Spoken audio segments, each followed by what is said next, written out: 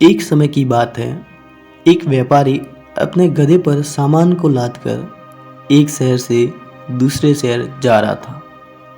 रास्ते में एक जगह पर आराम करने के लिए व्यापारी रुकता है तो उसका गधा पास ही के कुएं में पानी पीने जाता है। वो गलती से फिसल कर कुएं में गिर जाता है। व्यापारी लाख कोशिश करने के बाद भी उसे कुएं से बाहर नहीं निकाल पाता।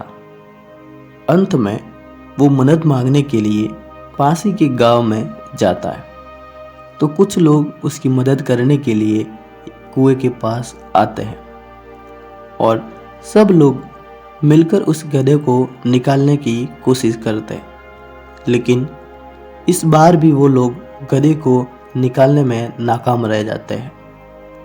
अब व्यापारी एकदम निराश हो जाता है। उसे कुछ समझ में नहीं आता कि आखिर वो करे तो करे क्या।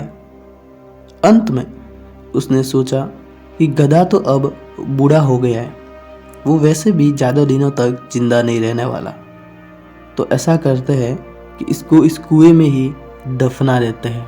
और ये सोचकर सब लोग उस पर मिट्टी डालने लगते हैं।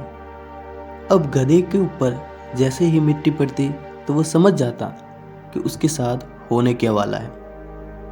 उसे लग गया कि उसका मालिक उसे जीते जी दफना देगा। वो तुरंत खड़ा हो जाता है और जोर से चिल्लाने लगता है, पर किसी ने उसकी एक न सुनी। वो लगातार मिट्टी फेंकते रहते हैं। काफ़ी टाइम मिट्टी डालने के बाद लोग कुएं के पास जाकर जागते हैं। उन्होंने वहाँ जो कुछ भी देखा वो देखकर हैरान हो जाते हैं। उन्होंने देखा कि गधा तो लगभग कुएं से बाहर आ चुका है, पर ऐसा हुआ कैसे? वो सब हैरान थे। असल में जब सारे लोग गधे के ऊपर मिट्टी डालते तो वो अपने पीठ को हिला देता और मिट्टी पैरों के नीचे आ जाती और वो मिट्टी के ऊपर हो जाता। ऐसा करते करते वो लगभग कुएं से बाहर आ चुका था।